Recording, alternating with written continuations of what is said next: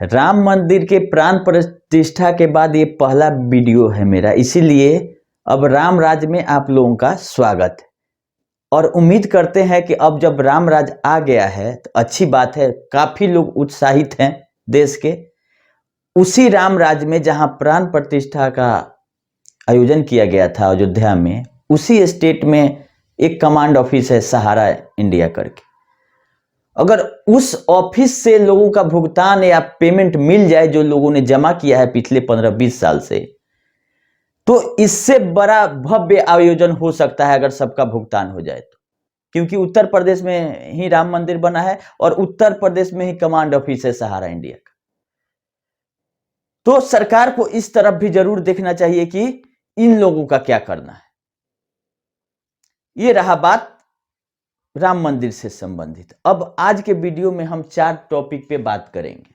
पहला है सहारा बैंक खुल रहा है, दूसरा है ओपन ऑफिस करिए आप जिससे कि भुगतान ऑफिस से कर दिया जाए, और तीसरा है क्यूसॉप का अपडेट देंगे, और चौथा है एम्बार्गो हट गया है। ये भी बहुत सारा लोग जिसको कोई काम धंधा नहीं है तरह तरह के भ्रम फैलाते रहते हैं, सहारा के पक्ष में सहारा के विपक्ष में। हमने पहले भी वीडियो बना के बताया था हम लोग 1 साल पहले कि सहारा को बैंकिंग में जाना चाहिए और सजेशन भी दिया था ताकि डूबे ना सहारा। ये मेरा वीडियो अभी भी अवेलेबल है 1 साल पहले का। वो समय था जब इतना यूट्यूब पे रहता नहीं फैला था, कंपनी का सिचुएशन कंट्रोल में था, सुब्रत राय सहारा जी थे।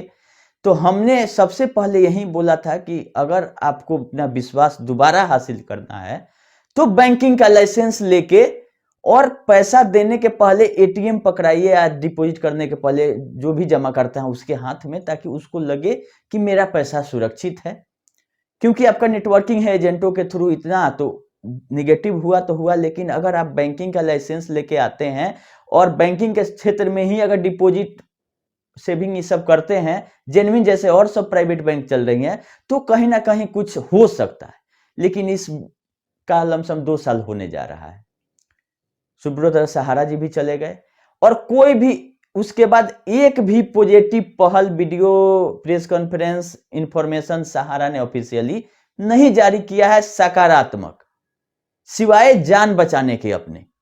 और बेल फाइल करने से इसको फुर्सत नहीं है कि ये इस तरफ भी जाएगी कि बैंकिंग लाइसेंस क्या होता है, नंबर 1। दूसरा ये है कि बैंकिंग लाइसेंस लेके करेगी क्या। अगर जिन लोगों को रोजगार का लगा है कि हम सहारा बैंकिंग लाइसेंस लेगी आपको रोजगार देगी, तो भूल जाइए।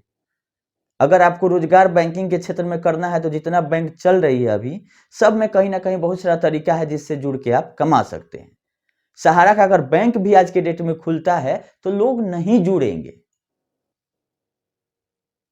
तो जो लोग बोल रहे हैं कि सहारा बैंक ऐसे, तो जेन्युइन चीज ये है कि सहारा की तरफ से ऑफिशियली अनऑफिशियली कहीं से कुछ नहीं बोला गया कि हम बैंक खोल रहे हैं।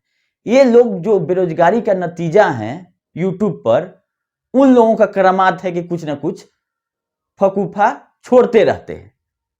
तो उन्हीं लोगों से बचाने के लिए हमको वीडियो बना के फिर बोलना पड़ता है आप लोगों को कि ऐसा ऐसा लोग कब बोल रहे हैं, इसके चक्कर में आप लोगों को नहीं रहना है। एक आदमी आया कि एम्बार्गो हट गया है, कोई भी सहारा के अगेंस्ट भी बोलना है तो जानकारी लेके बोलना है।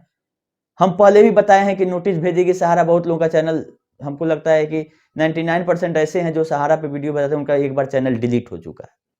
क्यों? क्योंकि जानकारी सही रहेगा नहीं, बोल देंगे। और यूट्यूब पर ऐसा है कि वीडियो डिलीट करने के बाद भी वो चीज यूट्यूब से मंगाया जा सकता है कि आपने क्या बोला था। बोल दिए थे, उस जाने में अनजाने में नहीं पता था यूट्यूब का गाइडेंस कि गाइडलाइन की क्या होता है, उनका चैनल डिलीट हो चुका है एक बार, और दोबारा वो फिर से नए सिरे से शुरू करना पड़ा है उनको। लेकिन उसके बावजूद भी लोग नहीं समझ रहे हैं कि क्या इंफॉर्मेशन देना है, नहीं देना है, उसका नतीजा क्या हो सकता है। सहारा के अगेंस्ट में भी बोलना है तो आपके पास प्रूफ रहना चाहिए, कुछ ऐसा चीज बोलिए जिससे कि हाँ लगे सहारा को भी कि ये आदमी सही बोल रहा है। सहारा का कौन आदमी आके बोला है कि बैंक हम खोलने जा रहे हैं, और बैंकिंग होता क्या है ये भी उन लोगों को नहीं पता है। बैंकिंग में होता है कि जिसके पास पैसा रहता है, प्राइवेट बैंक हम बात करते हैं, सरकारी को तो गोली मारिए, सरकारी तो जब तक सरकार नहीं चाहेगी नहीं खुलेगा। प्राइवेट में अपना पूंजी लोग लेके आता है, पैसा रखा रहता है उसको बांटने के लिए कि हम ज्यादा इंटरेस्ट पर लोगों को लोन देंगे और लोग अगर हमारे पास डिपॉजिट करते हैं तो उस पर कम इंटरेस्ट देंगे, बीच का फायदा हमको होगा। लेकिन कुछ पैसा अपना 5,000, 10,000, 20,000 करोड़ लेके आते हैं कैपिटल, उससे भी नहीं होता है तो आरबीआई से लोन लेते हैं। ये सिस्टम है बैंकिंग का कि आप पैसा लीजिए और अगले वाले को लोन दे दीजिए। सहारा में क्या सिस्टम था, जो आपका पैसा जमा है, एलआईसी में अभी 90% तक लोन मिल जाता है तुरंत, उसको लिक्विड माना जाता है, जितना आपका वैल्यू है उसका 90% लोन मिल जाए। लेकिन सहारा के पेपर पर कोई कुछ नहीं होता था। सहारा ही देती थी, लेकिन वो मतलब 1-2% लोगों को मिलता था जब सही से फाइनेंशियल और कमर्शियल कंपनी चलता था तब। उसके बाद तो कोई माई बाप ही नहीं है तो उसका तो बातें हटाई। तो इसको आरबीआई का लाइसेंस मिला था फाइनेंशियल में, नॉन बैंकिंग का, वो नहीं संभाल पाई, हॉस्पिटल बिक गया। तो सब कुछ जब खत्म हो गया, जहां प्रॉफिट है, जहां सब कुछ सिस्टमेटिक है, मात्र 78 करोड़ के लिए ये डाइवर्ट कर दिए थे, अपने अकाउंट में ले लिए सहारा लाइफ से। उसके चलते उसको हटाना पड़ रहा है। वहां 78 करोड़ नहीं है। और आप लोग बात कर रहे हैं कि बैंकिंग का लाइसेंस लेके आएगी तो लोगों का क्या होगा? कौन लोग इसमें पैसा जमा करेंगे?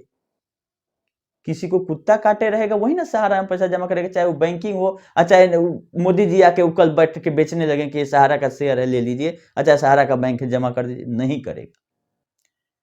इनके सबसे अपने थे एजेंट, उन्हीं को सबसे ज्यादा इन्होंने परेशान किया है, परेशान किया, लाइफ चौपट कर दिया है। क्योंकि जमाकर्ता से ज्यादा पैसा एजेंटों का है।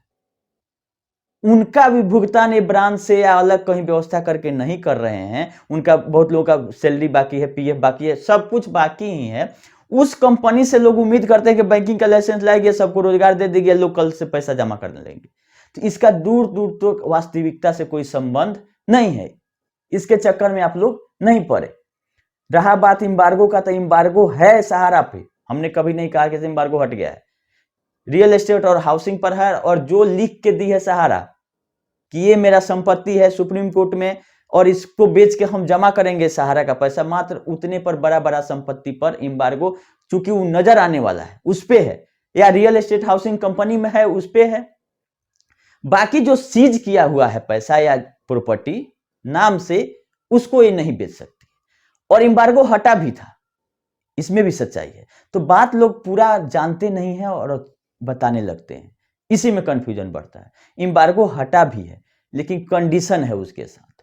एम्बार्गो हटाने के बाद ये बोला गया है कि जो भी पैसा सेल होके आएगा सहारा ग्रुप ऑफ कंपनी पर, वो पैसा सहारा सेबी में पहले आएगा। उसके बाद अगर सेबी एनओसी देगी तो कुछ जो होना होगा वो होगा। ये है फैक्ट। आज तक सहारा लिख के दे रही है कोर्ट में कि हमारे टोटल ग्रुप पे एम्बार्गो है, तो कैसे आप बोल रहे हैं कि एम्बार्गो हट गया है? एम्बार्गो है, कंडीशनली हटा हुआ है कि अगर बेचिएगा तो सहारा सेबी में जमा करिएगा संपत्ति। दूसरा पॉइंट होता है कि रेवेन्यू होता है एक, कि आप व्यापार करने पे कहीं रोक नहीं है। संपत्ति बेच के चुकता कब किया जाता है? जब कंपनी डूबने लगती है, बंद होती है, लिक्विडेट होती है। एक होता है कि आपका बिजनेस चल रहा है कि नहीं चल रहा है। अब जैसे एमबी वैली का कोर्ट भी ऑर्डर दिया था कि अगर उससे कुछ रेवेन्यू आता है तो वहां का एक्सपेंस वहां से किया जाएगा।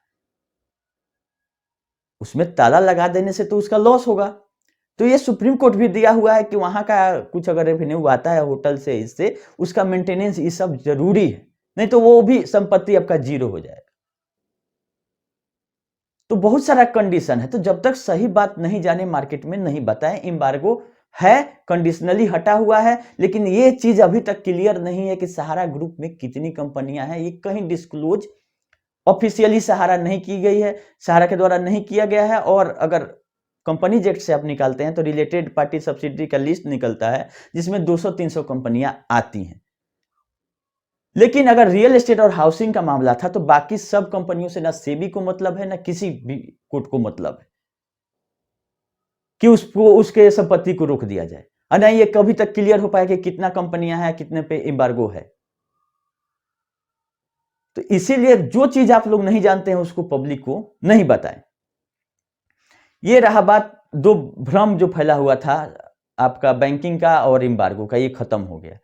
कहीं कुछ नहीं होने वाला है। अगर होगा भी तो इससे आप लोगों का कोई संबंध नहीं रहेगा। अगर बैंक भी खोलेगी तो अपना सिस्टमेटिक 10-20 हजार कर्मचारी रख के काम करेगी, काम करना होगा तो, और आरबीआई के गाइडलाइन में करेगी, कोई दिक्कत नहीं। तो इसमें एजेंटों का क्या मिलने वाला है? उसमें रोजगार के माध्यम से 1 लाख लोगों को कैसे रोजगार देगी? मान लेते हैं कि 1 ही लाख लोग एक्टिव हैं या इसके पीछे हैं कि कहीं ना कहीं कुछ फिर से चालू हो जाए। तो एक बार तो आप काम किए तो आपका ये दुर्दशा हो गया कि जमा किया हुआ घर का ही पैसा चला गया।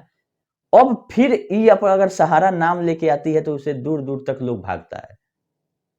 अभी इसको बेल लेने से नहीं फुर्सत है इसके चेयरमैन और इसको, वो लोग को आरबीआई बुला के लाइसेंस दे रहा है कि अमित शाह बोले कि बैंकिंग में जाइए। तो अगर आप एक काम जेल में भी कोई रहता है तो होता है कि अच्छा से रहा तो इसको साल भर पहले ही छोड़ दीजिए। ये तो इसका ये हाल है कि सब डिपार्टमेंट को, सीआरसी हो, आरबीआई, सबको अफसोस है, चाहे सेबी हो, कि ये कहां से हमारे चक्कर में, हम इसके चक्कर में पड़ गए। इतना न मेल कंप्लेन लोग रोज जाता है। फिर आरबीआई ऐसा पंगा लेगी। इस बहुत सारा सेबी के द्वारा ब्लैकलिस्ट डायरेक्टरों को किया गया था कि 4 साल तक अगर इनके ग्रुप के कोई भी डायरेक्टर आते हैं तो कोई लाइसेंस नहीं देना है, क्योंकि जिस हिसाब से पेच फंसाए लोगों का पैसा खाली गबन करने के लिए, उस चक्कर में अपना तो कंपनी डूब ही गया। ले दे के 1 लाख करोड़ का जो ब्याज है अभी वो डूबते हुए दिख रहा है लोगों का, पोर्टल आने के बाद भी। कि बात हो रहा है प्रिंसिपल का, वो भी 10,000 का। तो ब्याज क्या हो गया? लोग ब्याज के लिए पैसा इन्वेस्ट किए थे।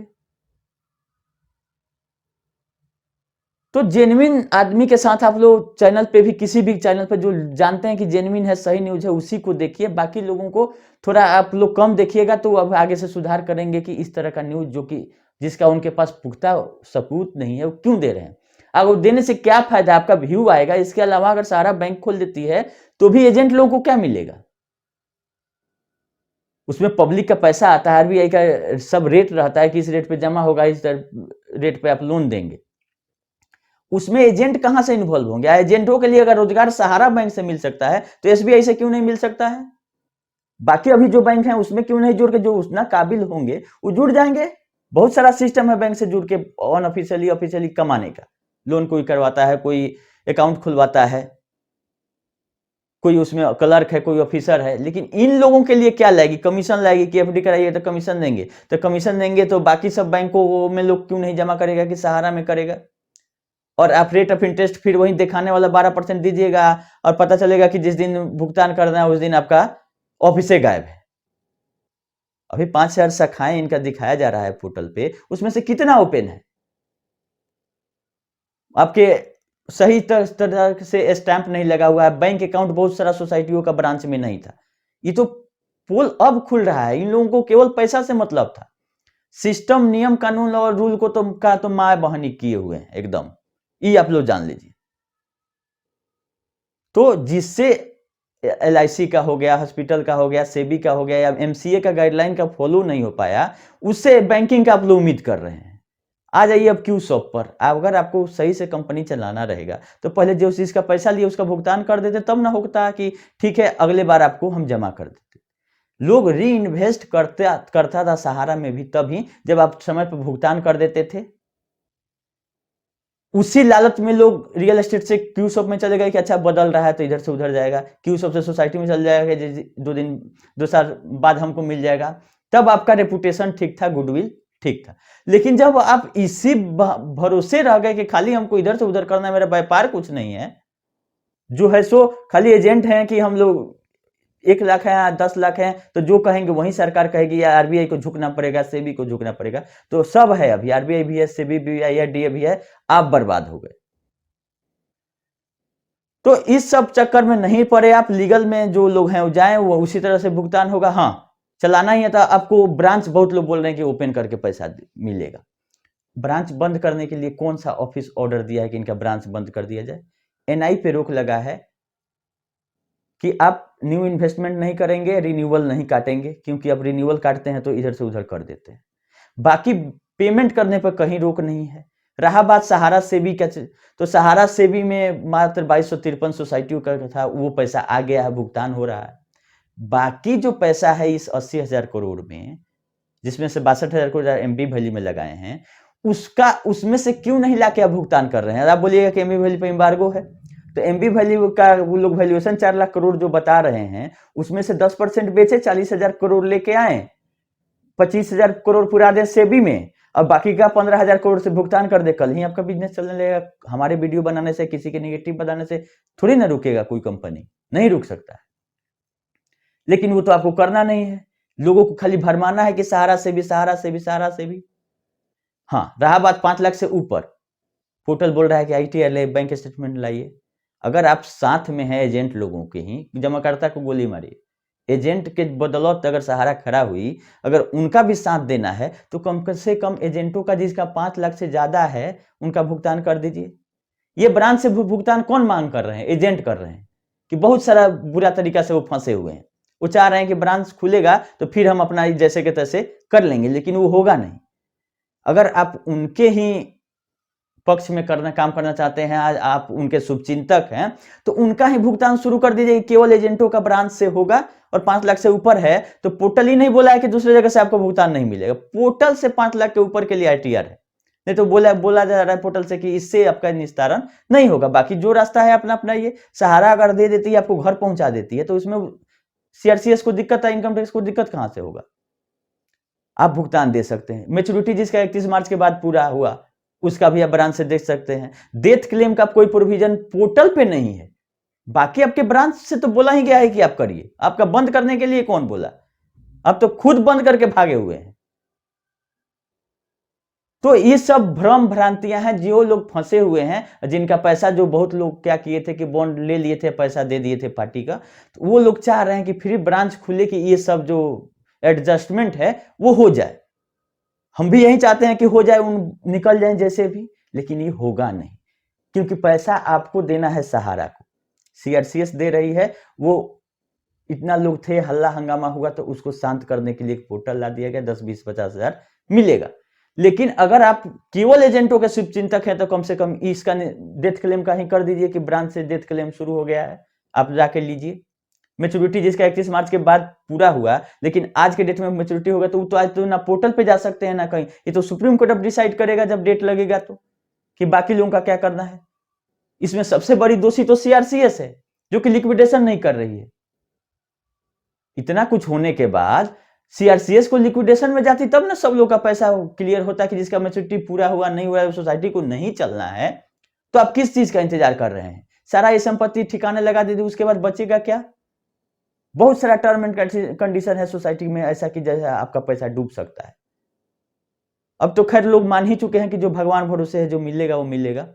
तो यही सब कंफ्यूजन था, उसको हमने सोचा कि दूर कर दें। लास्ट में क्यूसब का जानकारी दे दें कि क्यूसब का 6 तारीख को हियरिंग है NCLAT में, अपीलेट ट्रिब्यूनल NCLT का होता है। इसका CIRP होता है, कॉर्पोरेट इंसॉल्वेंसी रिजोल्यूशन प्रोसेस में कंपनी जा चुकी है। हमने एडवोकेट लोगों से संपर्क किया है कि क्या इसमें होगा आगे। उन्होंने बताया है कि 6 तारीख वाला हियरिंग देख लीजिए। अगर इसी केस में कंपनी का लिक्विडेशन हो जाता है तो सबसे क्लेम मंगाया जाएगा, उसमें केवल आपको फॉर्म भर देना है, एक आपका पैसा मिल जाएगा।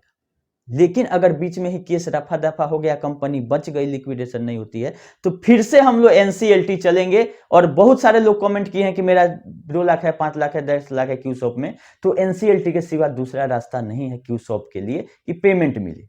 आप क्यूएसॉप का अगर सहारा चलाना चाहती है तो कुछ बताए, कमर्शियल बताएं, मूर्खदानी में बताएं कि इसका क्या करेगी कंपनी।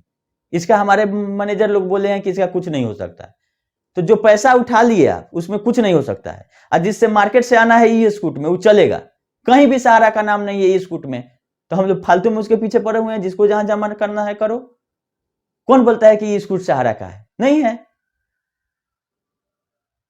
बाकी तो ठगने के लिए 500 कंपनियां, तो किसके किसके पीछे पड़ेगा? आप लोग अपना ध्यान रखिए कि आपको कैसे बचना है। तो फ्रॉडिया तो 500 है मार्केट में। अभी बहुत सारे लोगों को मैसेज ऐसे ही 10,000 का भेज रहा है कि जानता है कि CRCS से 10,000 आना है, तो फ्रॉड सब मैसेज भेज रहा है कि इस पे क्लिक करके बैलेंस चेक कर लीजिए, और जो आया हुआ भी घर का पैसा रहेगा वो भी निकल जाएगा। तो हम बीच में अपडेट देते देते आप लोगों को समझाते इसलिए हैं कि सहारा तो एक थी, यहाँ 500 सहारा घूम रही है आपको ठगने के लिए। तो अगर आप जागरूक रहिएगा, जानकार रहिएगा कि क्या हमको करना है, क्या नहीं करना है, तो आगे नहीं ठगाइएगा। ये तो आपका काम तमाम कर चुकी है। तो वीडियो लंबा होता है तो लोग बोलते हैं कि आप वीडियो लंबा बनाते हैं, लोगों को 5 मिनट में सोल्यूशन सबका चाहिए। तो ऐसा सोल्यूशन हमारे पास तो है नहीं। 10-10 हजार का मैसेज आ रहा है सबको सेम, जैसे सीआरसीएस भेजती है कि आपका 10,000 है, आप पता चलेगा, क्लिक करिएगा तो उस पर चल जाएगा। तो ये सब फ्रॉडों से सावधान रहे। 500 तरह का साइबर क्राइम हो रहा है, 2 मिनट में खींच लेगा आपका सारा पैसा। तो जागरूक रहिए, इनको कुछ करना नहीं है। क्यू शॉप में 6 तारीख वाला देख लेते हैं, हम बोले हैं तो कि उसी केस में आइए लगा दिया जाए तो क्या होगा। तो बोला कि अगर केस में मान लीजिए कि अगर इंसॉल्वेंसी में जाता है तो आइए लगाने की कोई जरूरत नहीं है, उसी में क्लेम मंगाएंगे, जो इंसॉल्वेंसी प्रोफेशनल उसके अपॉइंट हुए हैं।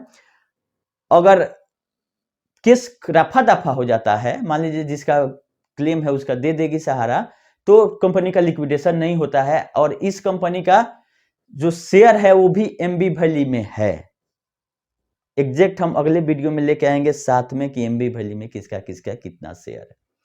और एनसीएलटी के अलावा क्यू शॉप का कोई रास्ता नहीं है। तो इस केस में भी हम कोशिश में है कि हम अपने पैसा से आइए लगा दे, किसी से ले नहीं अभी, अपने केवल, क्योंकि बोला जा रहा है कि अगर आइए लगाएं, खर्चा करें या डिसमिस हो जाए, अगर नहीं इंटरटेन किया जाए हमारा कि आप फ्रेश आइए, तो जो जिससे भी पैसा लेके लगवाएंगे या चाहे जो खर्चा करेंगे वो डूब जाएगा। तो अगर हमको रिस्क ही लेना है तो अभी हम अपने पैसा से अगर लग जाएगा तो 6 तारीख वाला में इंटरवेन कर देंगे, और नहीं तो 1 महीना लगेगा हम लोगों को टोटल इस सब प्रक्रिया करने में। सारे लोगों से हम मंगाएंगे, उनका ये वकालतनामा होता है एक, और बॉन्ड का कॉपी, आधार कार्ड, जो भी प्रक्रिया है हम आप लोगों को दे देंगे। हमसे जुड़े रहिए, लिंक में डिस्क्रिप्शन में टेलीग्राम ग्रुप है। और जब से हम शुरू करेंगे क्यू शॉप का प्रोसेस करना एनसीएलटी में जाने का, तो अलग से स्पेशली जूम मीटिंग करके सबको समझा देंगे कैसे कैसे होगा। जो फी लगेगा एनसीएलटी में फाइल करने में, जितना लोग आएंगे मेरे साथ, सब पे प्रोपोर्शनेट दिया जाएगा उनके पैसे के हिसाब से कि आपका भाई पैसा इतना है तो आपको 500 लगेगा, किसी को 1000, किसी को 2000, क्योंकि फी दे के ही एनसीएलटी में जाया जा सकता है। हमारे पास उतना कैपेसिटी नहीं है कि हम अकेले लगा दें एनसीएलटी में सब लोग के बिहाफ में। हम लगाएंगे तो उसमें क्या है, ऐसा नहीं है कि पोर्टल आ जाएगा। जो लोग क्लेम फाइल करेंगे, वकालतनामा देंगे और वो अपना बॉन्ड कर देंगे, सब कुछ रिटर्न में, उन्हीं लोगों का क्लेम एनसीएलटी में जाएगा नाम वाइज। और विथ इंटरेस्ट हम लोग क्लेम कर रहे हैं कि 3 गुना 4 गुना पैसा है हम लोगों का। हम लोग जमा किए थे सामान के लिए नहीं, हम लोगों को इंटरेस्ट देने के लिए कंपनी जमा क्या कराई थी, कन्वर्ट कराई थी रियल एस्टेट और हाउसिंग से। तो हम लोग फाइनेंशियल क्रेडिटर हुए और विथ इंटरेस्ट हमको दीजिए इसका संपत्ति बेच के। यही है प्रक्रिया क्यू शॉप का। तो 6 तारीख वाला में देखिए क्या होता है, और अगर हम इंटरवेन करेंगे, इसमें कुछ भी डेवलपमेंट होगा हम तुरंत आप लोगों को अपडेट करेंगे। बाकी कुछ छूट तो नहीं रहा है, इन लोग इस सब से आप लोग दूर रहें, और कोई ज्यादा कुछ हम नहीं बोलेंगे। वीडियो काफी लंबा हो गया, और फिर जैसा अपडेट रहेगा हम करते रहेंगे। अभी के लिए इतना ही, धन्यवाद।